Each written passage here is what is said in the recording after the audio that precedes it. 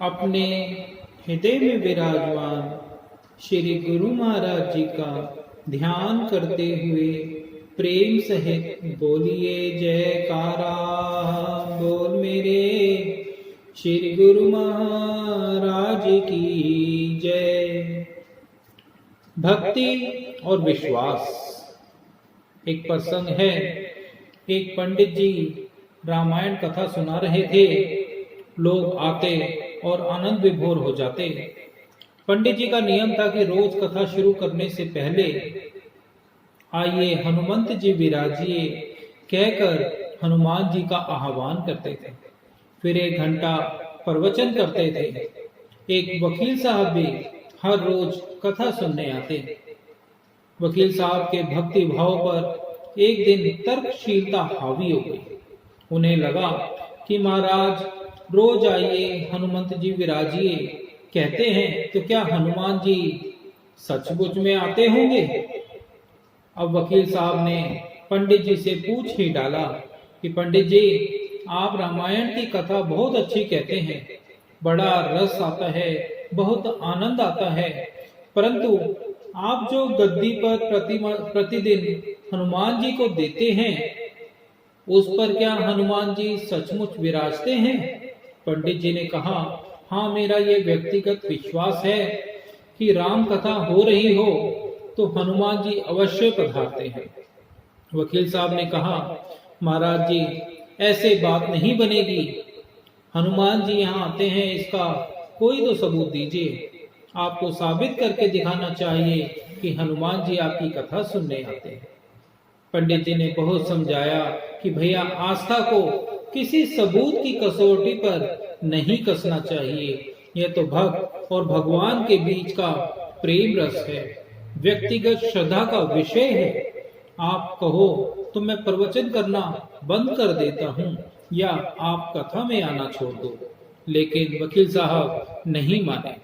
वो कहते कि आप कई दिनों से दावा करते आ रहे हैं कि यह बात और भी कई स्थानों पर कहते होंगे, इसलिए महाराज जी, आपको तो साबित करना ही होगा कि हनुमान जी श्री राम कथा सुनने आते हैं। इस तरह दोनों के बीच वाद विवाद होता रहा। मौखिक संघर्ष बढ़ता चला गया। हार कर पंडित जी महाराज ने कहा, हनुमान जी है या नहीं, इसका सबूत कल मैं आपको दिलाऊंगा। कल कथा शुरू हो तो मैं तब प्रयोग करूंगा। ये लीजिए ये गद्दी, जिस गद्दी पर हनुमान जी को मैं विराजित होने को कहता हूँ, आप इस गद्दी को आज अपने घर ले जाना। कल अपने साथ इस गद्दी को लेकर आना और फिर मैं ये गद्दी यहीं रखूंगा। मैं कथा से पहले हनुमान जी को बुलाऊंगा, फिर आप गद्दी को उठाकर दिखाना। यदि आपने गद्दी ऊंची कर दी तो समझना कि हनुमान जी नहीं हैं। वकील साहब इस कसौटी के लिए तैयार हो गए। पंडित जी ने कहा, हम दोनों में से जो पराजित होगा वह क्या करेगा, इसका निर्णय भी कर लेते हैं। यह तो सत्य की परीक्षा है। वकील साहब ने कहा कि मैं अगर गद्दी ऊंची ना कर सका तो वकालत छोड़कर आपसे दीक्षा ले लूंगा, और अगर आप पराजित हो गए तो क्या करेंगे? पंडित जी ने कहा कि मैं कथा वाचन छोड़कर आपके ऑफिस का चपड़ासी बन जाऊंगा। अगले दिन कथा पंडाल में भारी भीड़ हुई। जो लोग रोजाना कथा सुनने नहीं आते थे, वो भी भक्ति, प्रेम और विश्वास की परीक्षा देखने के लिए आए। काफी भीड़ हो गई, पंडाल भर गया। श्रद्धा और विश्वास का प्रश्न जो था। पंडित जी महाराज और वकील साहब कथा पंडाल में पधारे। गद्दी रखी गई। पंडित जी ने सजल नेत्रों से मंगल आचरण किया और फिर बोले, आइए हनुमंत जी विराजिए।